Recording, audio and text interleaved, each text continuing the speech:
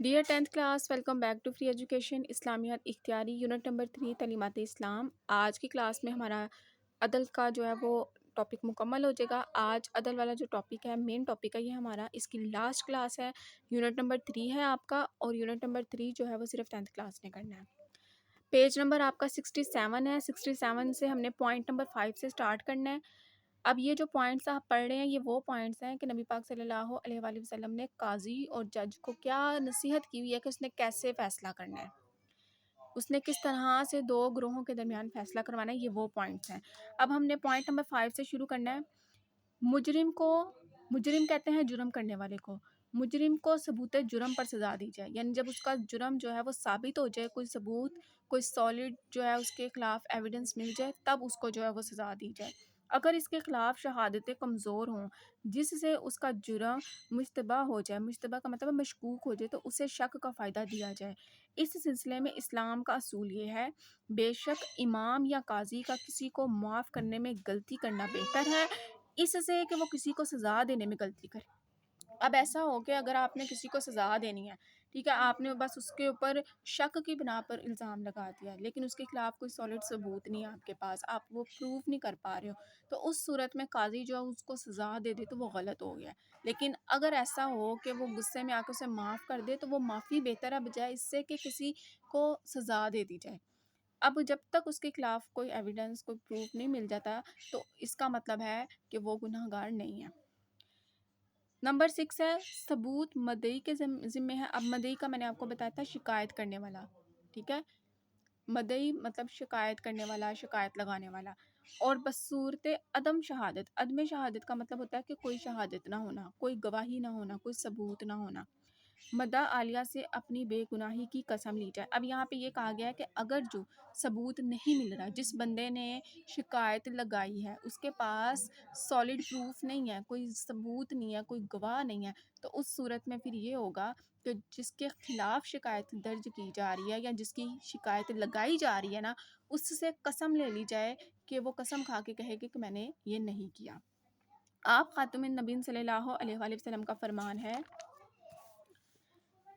شہادت اور ثبوت مدعی کے ذمے ہے اور قسم مدعا عالیہ پر ہوگی۔ اب یعنی کہ جو مدعی یعنی کہ شکایت لگانے والا ہے اس کے ذمے ہے کہ وہ ثبوت اکٹھے کرے اور گواہ اکٹھے کرے جنہوں نے گواہی دینی ہے، یہ مدعی کے ذمے ہے۔ مدعی یعنی جس نے شکایت لگانی ہے، جس نے مقدمہ درج کروایا، اس کے ذمے ہے کہ وہ شہادت یعنی گواہی دے یا ثبوت اکٹھے کرے۔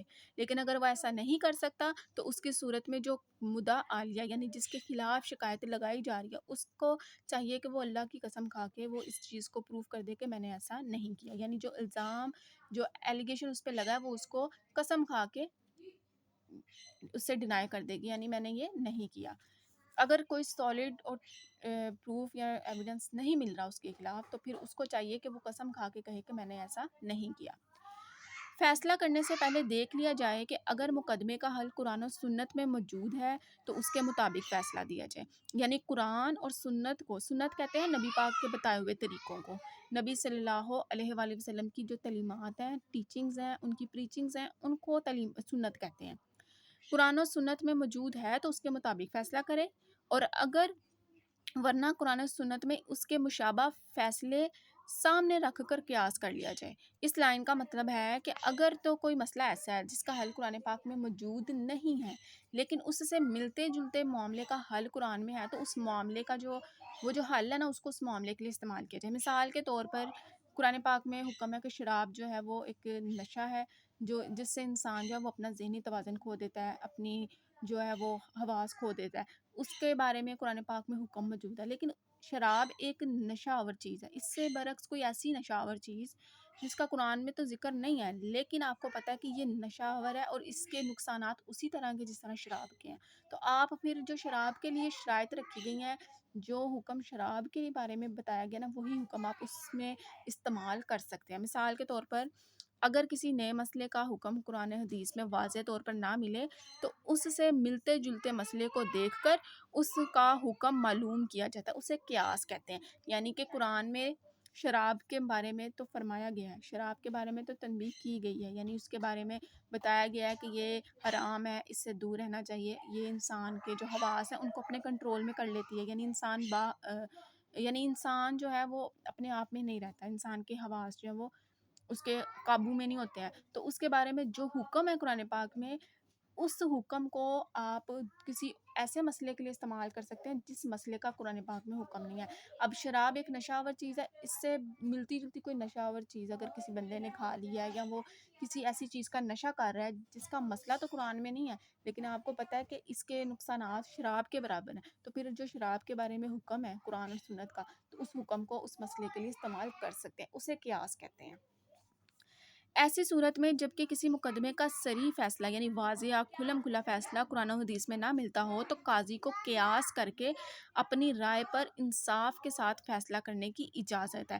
یعنی پھر اپنی رائے پہ فیصلہ کرنا یہ ہوتا ہے کہ سوچو بچار کر کے، غور و فکر کر کے، اور قرآن میں اگر اس سے ملتا جلتا کوئی مسئلہ موجود ہے اور اس مسئلے کے لیے جو حکم ہے اس حکم کو بھی سامنے رکھے اور پھر اس پہ غور و فکر کر کے سوچ بچار کر کے تو پھر فیصلہ کرے۔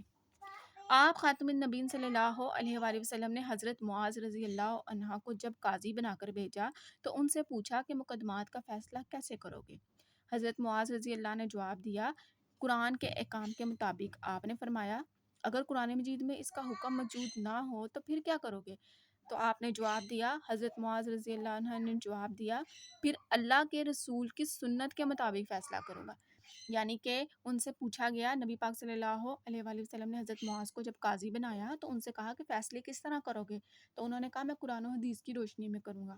انہوں نے کہا، نبی پاک نے کہا کہ اگر قرآن میں اس چیز کا حکم نہ ہوا، اس چیز کا حل موجود نہ ہوا، پھر کیا کرو گے؟ تو انہوں نے کہا کہ میں آپ کی سنت کے مطابق فیصلہ کروں گا۔ تو نبی پاک نے فرمایا اگر وہ بھی موجود نہ ہو، یعنی ایسا کوئی طریقہ سنت میں بھی نہ ہوا، پھر کیا کرو گے؟ اگر قرآن مجید میں اس کا حکم موجود نہ ہو تو پھر کیا کرو گے؟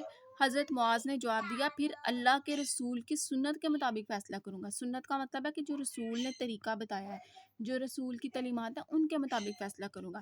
پھر آپ نے سوال کیا، آپ خاتم النبیین صلی اللہ علیہ وآلہ وسلم نے پھر پوچھا کہ اگر وہاں بھی حکم موجود نہ ہو تو پھر کیا کرو گے؟ تو پھر حضرت معاذ رضی اللہ نے جواب دیا، اپنی رائے پر فیصلہ کروں گا۔ یعنی کہ پھر اپنی سوچ سمجھ اور غور و فکر کر کے فیصلہ کروں گا، دونوں فریقین کی، دونوں گروہوں کی بات کو سنوں گا، اور پھر دونوں کی بات کو سن کے پھر اپنی ذہن سے اور عقل سے منصفانہ فیصلہ کرنے کی کوشش کروں گا۔ آپ خاتم النبیین صلی اللہ علیہ وآلہ وسلم نے حضرت معاذ رضی اللہ عنہ کے اس طرز کو یعنی اس طریقے کو پسند فرمایا۔ یہی طریقہ بعد کے تمام قاضیوں کے لیے نمونہ بن گیا۔ اب یہاں پہ 3 باتیں بتائی گئی ہیں کہ اگر فیصلہ کرنا ہے تو قرآن و حدیث کی روشنی میں کرو۔ مثال کے طور پر اگر قرآن و حدیث میں اس معاملے کا، اس مسئلے کا حل نہیں مل رہا تو پھر سنت کے مطابق فیصلہ کرو، یعنی جو نبی نے طریقہ بتایا اس کو دیکھو۔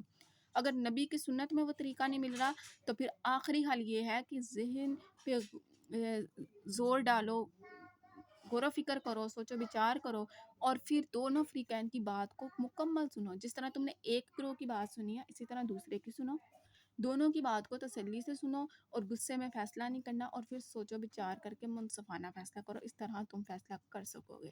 یہاں پہ ہمارا جو ٹاپک تھا آج عدل کا یہ مکمل ہو گیا ہے۔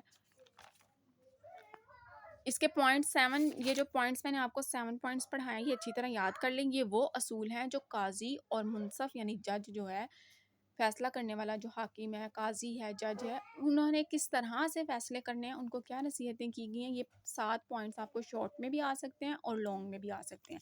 ہمارا جو ٹاپک تھا عدل کا آج مکمل ہو گیا ہے۔ Stay connected and stay blessed.